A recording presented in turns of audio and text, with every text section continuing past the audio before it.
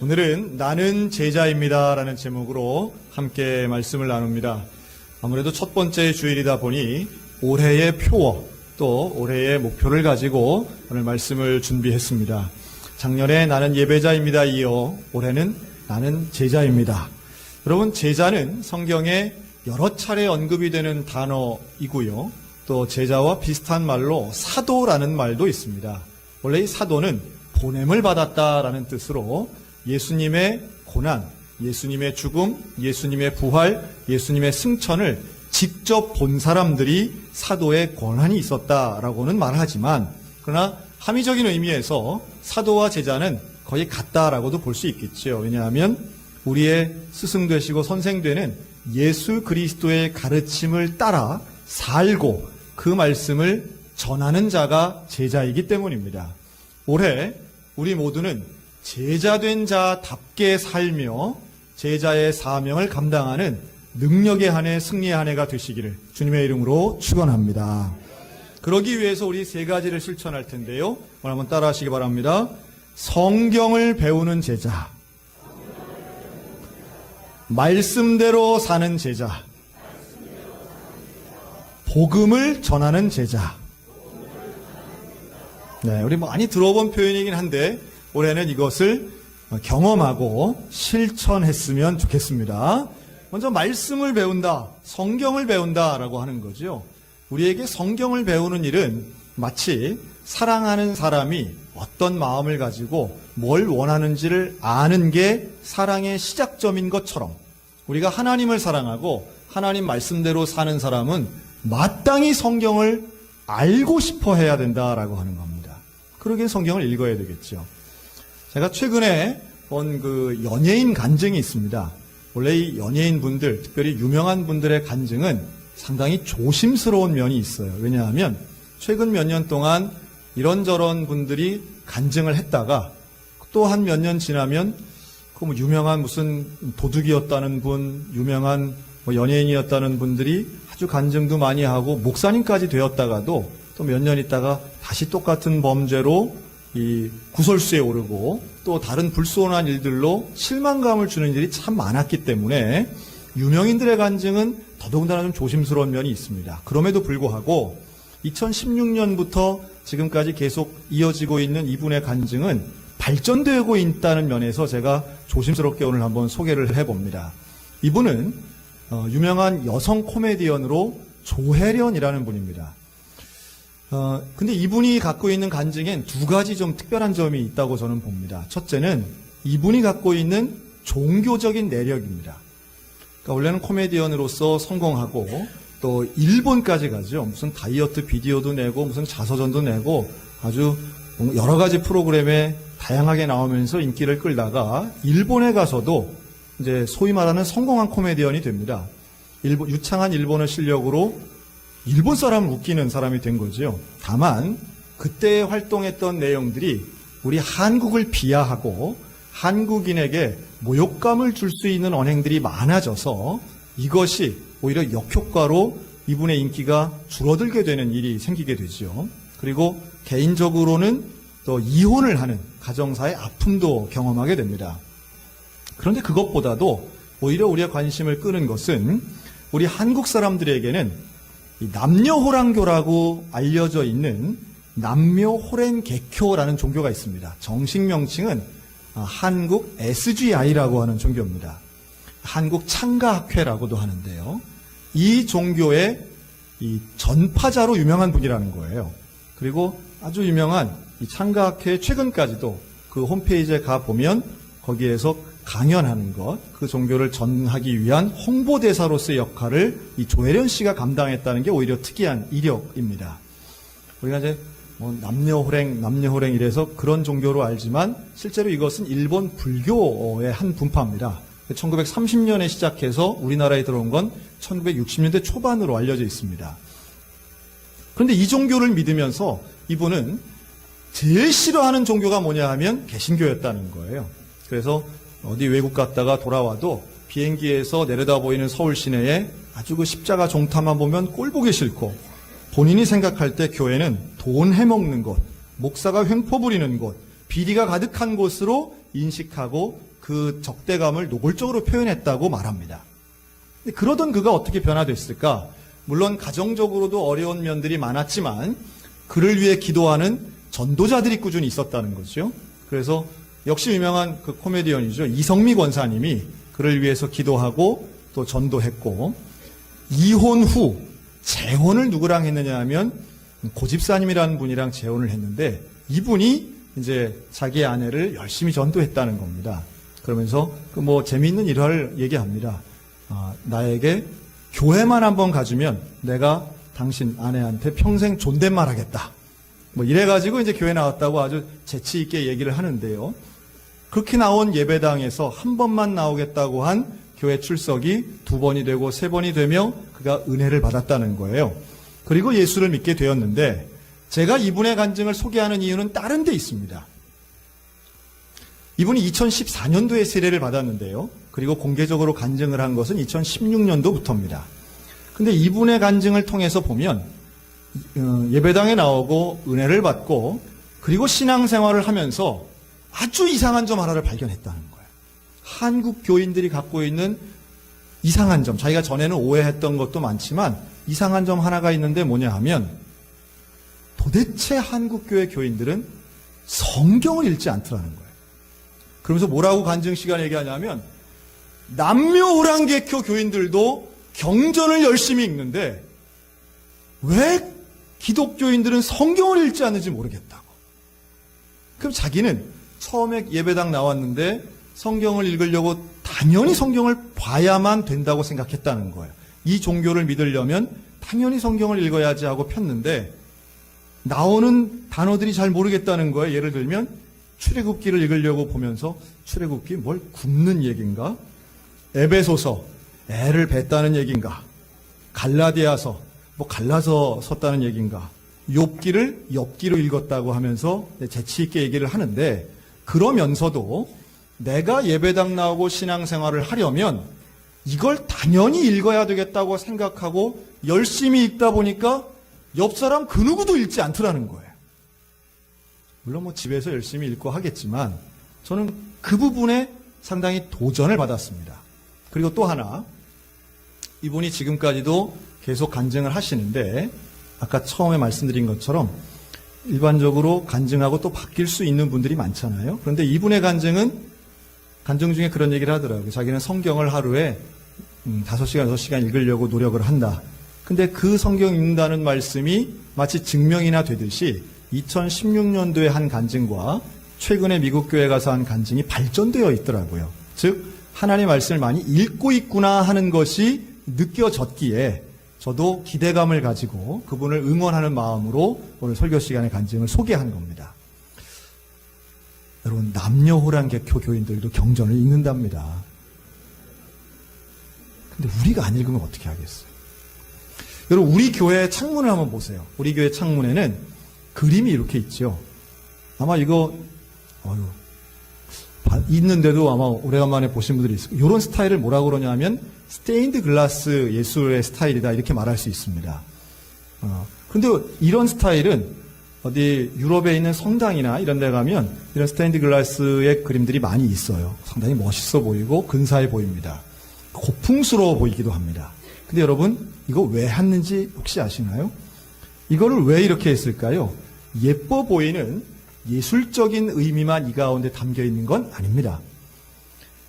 고대인들은, 중세인들은 특별히 유리를 사랑했습니다.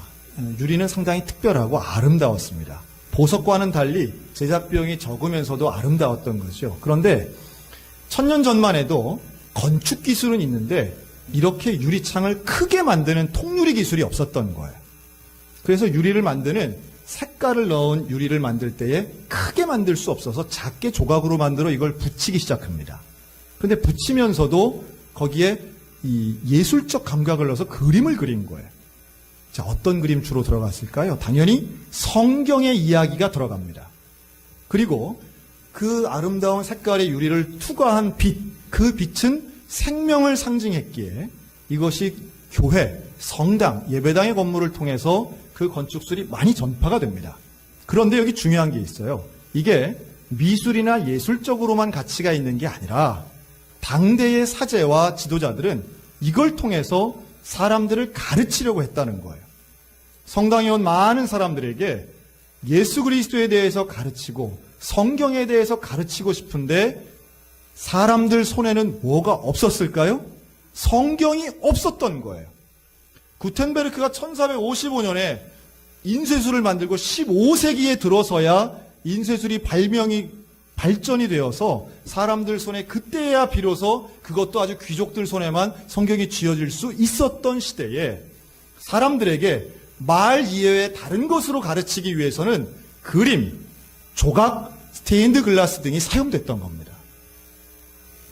그래서 있는 거예요. 그런데 오늘 우리들은 어떻습니까? 사람들 손마다 성경이 있습니다. 성경이 있는데 읽어요, 안 읽어요? 자, 이제 몇 가지 우리에게 이유들이 좀 있습니다. 합당한 이유들이 몇 가지 있어요. 첫째, 성경이 너무 두꺼운 거예요. 너무 무거워요. 이거 맨날 어떻게 들고 다니며 읽어요. 그랬더니 하나님이 우리에게 2000년대 초반 은혜를 주셔가지고 스마트폰을 주셨어요. 저 빼고 다 갖고 계시잖아요. 스마트폰. 그래서 거기에 스마트폰을 보면 성경이 있어요, 없어요? 있습니다. 자, 그럼 여기 또 두 번째 중요한 이유가 나옵니다. 목사님, 스마트폰에 있는데 내가 뭐가 안 좋아요? 눈이 안 좋아가지고 도대체 글씨가 안 보여. 글씨가, 성경 글씨가 안 보여. 보고 싶은데 못 본다는.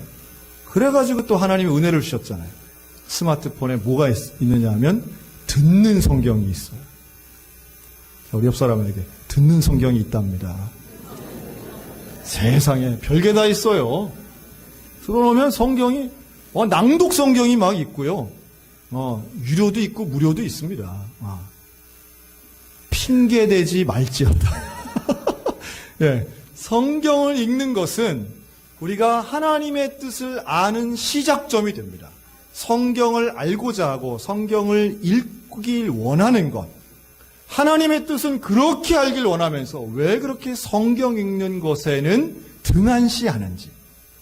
스마트폰으로 별건 다 보면서 웹툰도 보고 드라마도 보고 짤방도 보고 주식 투자도 하고 날씨도 보고 지나간 드라마도 보고 카톡은 그 작은 글씨도 잘 보시면서 왜 하나님의 말씀 성경은 그토록 읽지 않느냐는 거예요.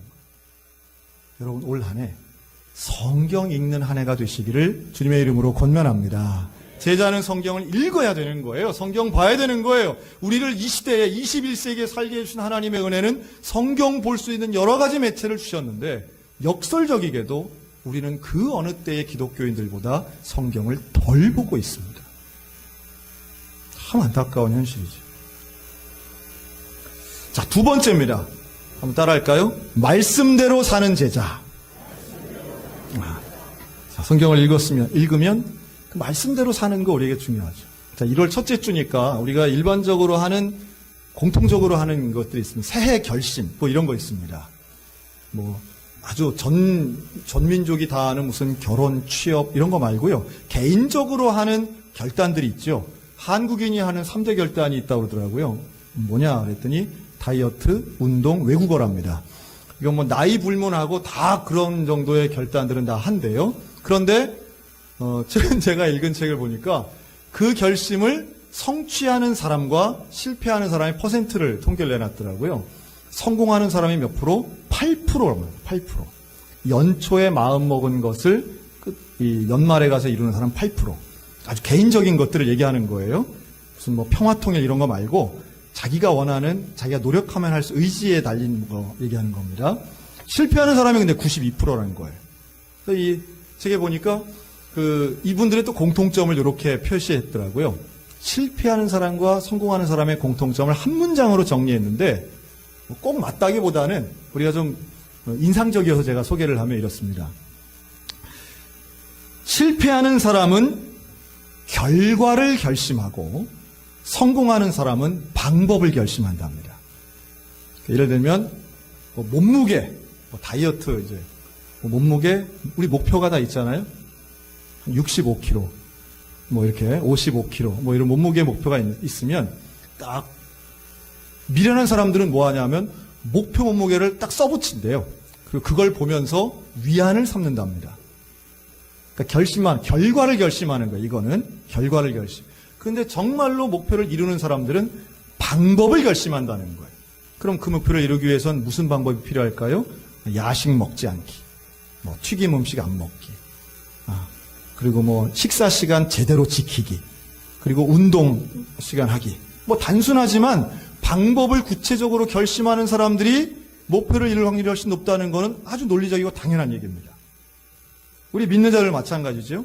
왜 연초에 늘 성경 일독, 뭐 새벽 기도하기, 큐티하기, 뭐 봉사하기 이런 걸 해도 결과에 대해서 반대하시는 분은 없겠지만 과정은 우리 사람마다 다 다를 수 있다는 거예요. 여러분 올해에도 공예배에 성공하시기 바랍니다. 공예배 빠지지 말고 예배에 은혜 받으시기를 주님의 이름으로 축복합니다. 그런데 그러려면 어떻게 해야 되느냐? 방법이 중요해요. 자, 우리 옆 사람 보고 지각하지 맙시다. 10분 더 일찍 옵시다. 가능하면 앞자리에 앉읍시다. 네, 뭐 그런 거죠. 너무 단순하지만 방법은 개선하지 않으면서 결과가 좋아지는 것은 있을 수 없다는 겁니다.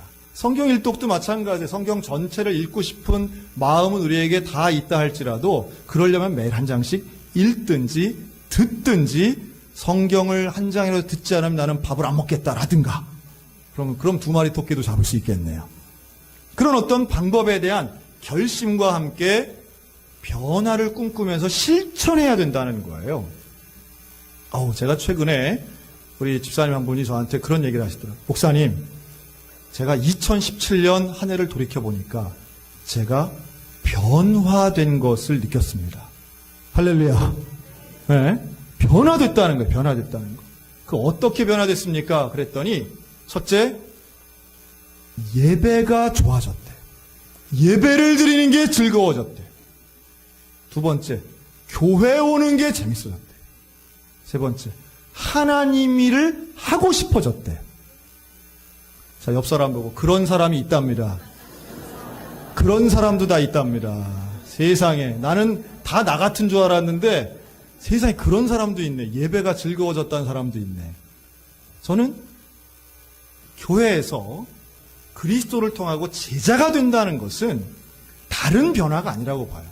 여러분 제자가 되면 성경을 열심히 읽으면 머리가 똑똑해져. 그렇지 않아요. IQ가 늘지 않아요. 예수 잘 믿으면 건강해지려면 운동해야지요. 그렇지 않았습니까? 예배드리면 건강해진다. 뭐 심리적인 효과를 통해서 할 수 있겠지만 논리적이진 않습니다. 그러나 반드시 중요한 게 있습니다. 예수를 잘 믿으면 예배가 즐거워집니다. 예수를 잘 믿으면 분명한 것은 우리가 변화되는데 어떻게 변화되느냐? 예수를 제대로 믿으면 거룩해질 줄로 믿습니다. 이거만큼은 분명해. 그래서 우리가 작년에 그렇게 얘기한 성령의 열매는 우리의 인격과 연결되어 있는 겁니다. 인내가 즐거운 거예요. 예배드림이 즐거워지는 거예요. 그래서 우리가 하나님 앞에 제자가 되어서 변화를 추구한다면 그 변화는 거룩함을 향한 것입니다. 온전함을 향한 거고요. 전 그렇게 됐다는 분들의 그런 이야기는 너무 감사한 거예요. 목사님 예배가 즐거워.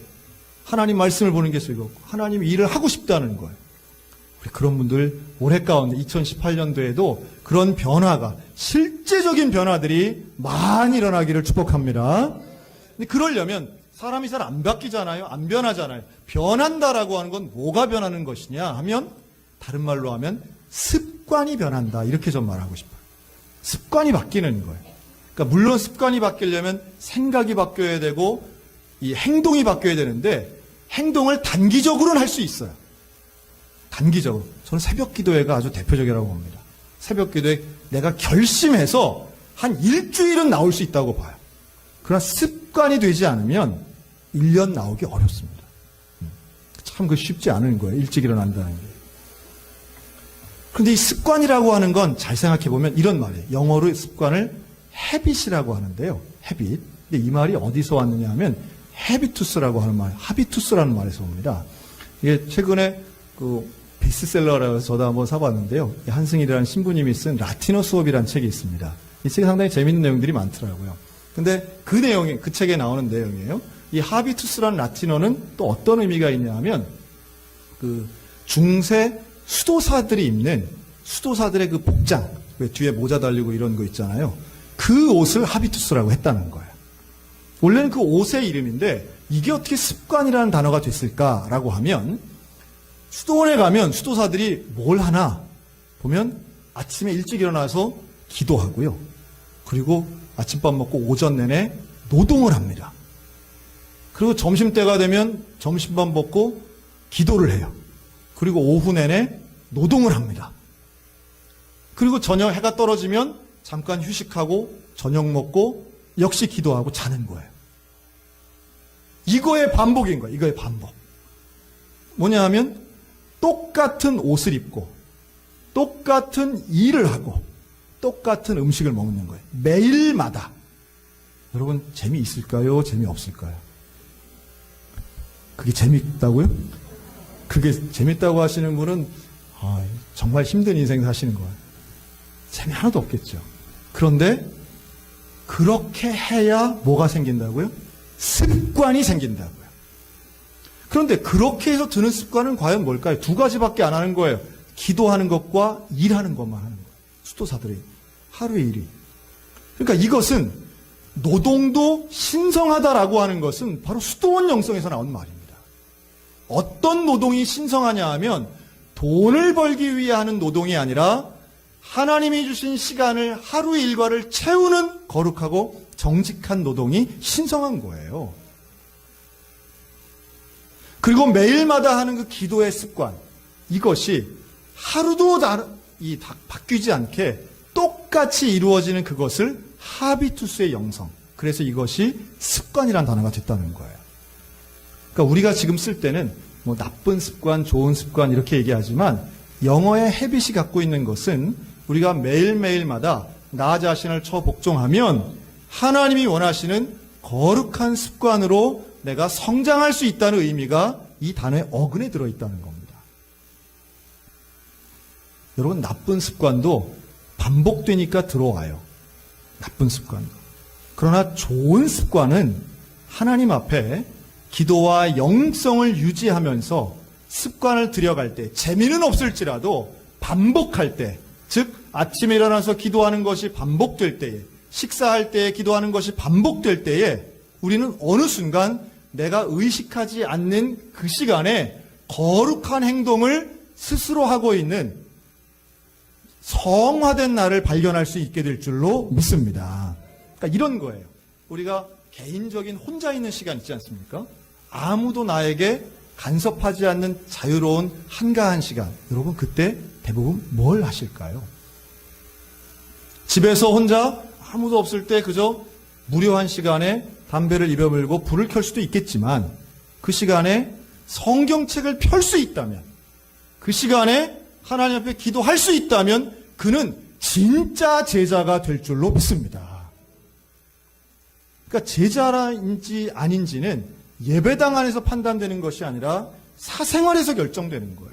우리의 사생활이 어떤 모습을 갖고 있는지, 어떤 거룩함이 있는지, 어떤 구별됨이 있는지. 그런데 그러기 위해서는 우리의 일상이 거룩한 습관화가 되어서 하나님의 거룩함이 체득화될 때에 우리의 삶이 진짜 변화의 삶으로 나아가게 된다는 겁니다. 자, 세 번째입니다. 우리 제자가 되기 위해서는 따라할까요? 복음을 전하는 제자. 네. 이런 거룩한 사람의 입에서 나오는 말, 하나님의 말씀대로 사는 사람이 입을 열면 관심이 있는 것은 결국 하나님의 진리요 복음이라고 믿습니다. 이 복음이 전달되는 거예요. 자, 오늘 말씀에도 마음을 다하고 뜻을 다하고 힘을 다하여 내 하나님 여호와를 사랑하는데, 이 말씀을 어떻게 하라 6절에 말씀하냐면 오늘 내가 내게 명하는 이 말씀을 너는 마음에 새기고, 7절 내 자녀에게 부지런히 가르치며 집에 앉았을 때든지 길을 갈 때든지 누워있을 때든지 일어날 때든지 이 말씀을 강론하라. 가르치라는 거예요. 하나님 말씀을 누구에게 제일 먼저 가르치라고요? 내 자녀에게. 우리가 하나님의 말씀을 가르쳐야 할 대상, 전해야 될 대상, 복음을 전한다는 걸 다른 말로 하면 전도라고 할 수 있는데요.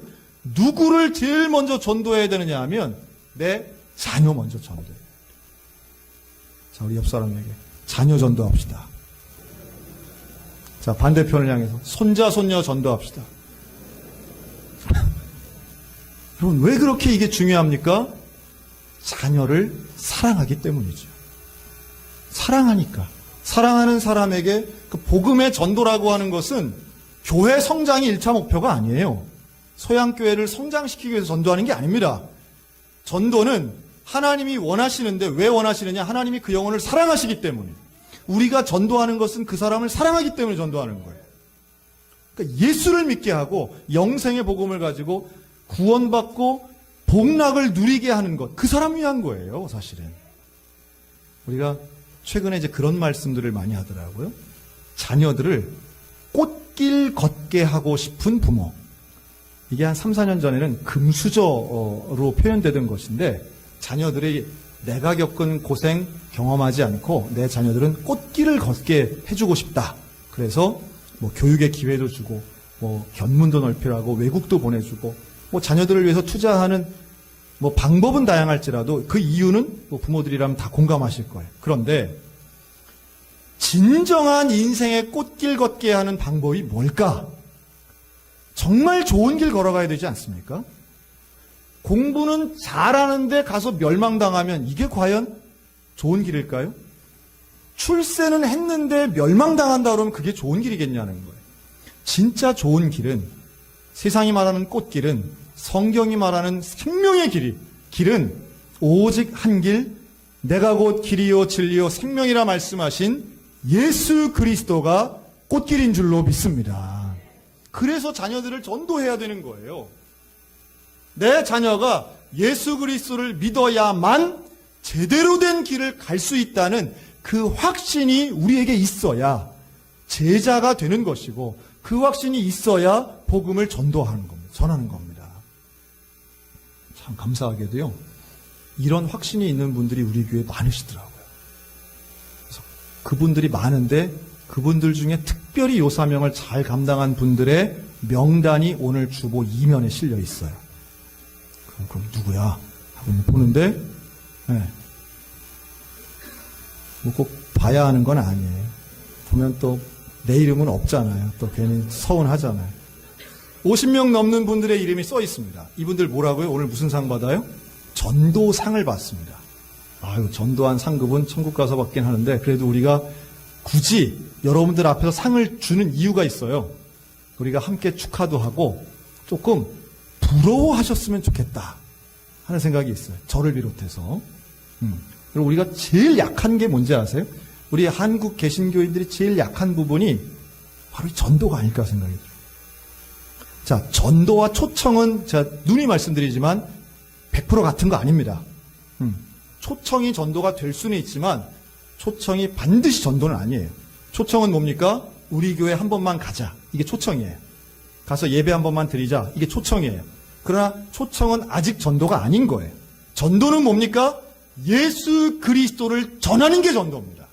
복음을 전하는 게 전도예요. 이웃에게는 초청을 통해서 전도할 수 있습니다. 그러나 가족에게는 이게 안 돼요.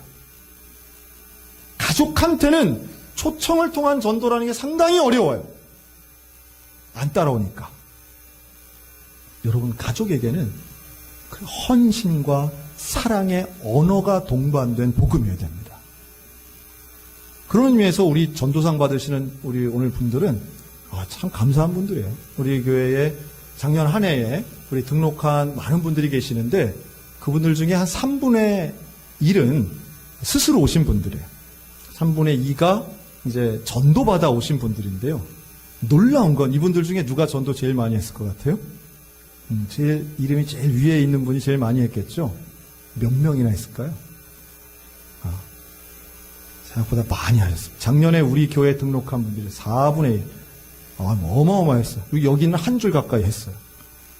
대단합니다. 어떻게 이게 가능했을까요? 사실은 그런 식으로 뭐 100명 전도했다, 1년에 200명 전도했다 하는 분들이 사실은 우리 한국교회 많이 있습니다. 한국교회 전도 역사에 보면 그런 분들이 많은데요. 한 번, 한두 주, 어떤 총동원주의를 통해서 하신 분들은 많지만 이렇게 1년 내내 계속해서 매주마다 한두 분씩 전도해서 많은 숫자를 이룬 분은 제가 볼 때는 사실은 교회사마다 좀 드물고 21세기에는 더 드문 게 현실인데요. 개인적인 얘기를 해서 좀 죄송하긴 한데 이분은 명동 지하상가에 자기가 돈을 내서 월세 상가를 빌렸어요. 월세로 임대를 내서 상가에 월세를 내시면서 전도를 하셨습니다. 소위 말해 전도방을 만드신 거죠. 여러분 그런 분 보셨습니까? 내가 내 돈 내서 상가를 임대해서 거기를 기점으로 전도하는 분들. 죄송한 말씀이지만 많은 분들이 의심했습니다. 저 좀 이상한 거 아니야? 왜냐하면 그렇게 전도하는 사람이 없으니까. 그렇게 전도하는 사람이 없으니까 이상한 사람 취급을 했어요. 생각을 했어요. 그런데 하나님 저에게 어떤 은혜를 주셨냐 하면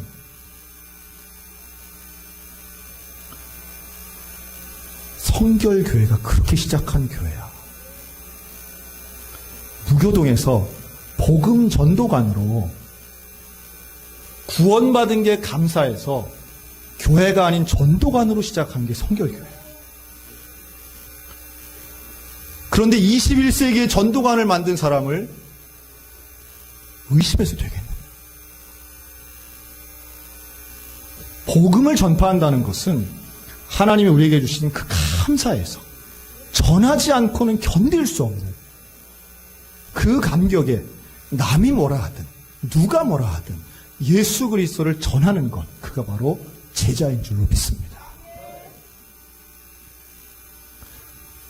저는 우리 소양교회에 그런 제자들이 더 많이 나왔으면 좋겠고요. 저도 그런 제자가 되기를 소원합니다. 괜히 어떤 교회의 운영이라든가 교회의 모습이라든가 또는 교회의 제도라든가 절차라든가 여러분 이런 거 가지고 우리가 진 빼고 힘 빼는 것 지금 많은 사람들이 기독교에 실망하는 모습 아니겠습니까? 살아있는 복음을 보여달라는 거죠. 교회를 구조를 떠받치고 그저 많은 부채를 갚는 것, 교회의 구조를 키우는 것 여기에 관심을 두는 게 아니라 우리는 어제나 오늘이나 앞으로도 복음의 목숨 거는 사람이 돼야 될 줄로 믿습니다. 그가 제자인 거예요. 우리 소양교회는 다른 어떤 것보다 저도 마찬가지 외양을 키우는 것보다 복음의 생명 거는 사람들이 되었으면 좋겠어요. 그래서 저는 10개년 무슨 성장 계획 이런 건 없습니다. 저에겐 계획은 있지만 성장을 위한 계획은 없습니다.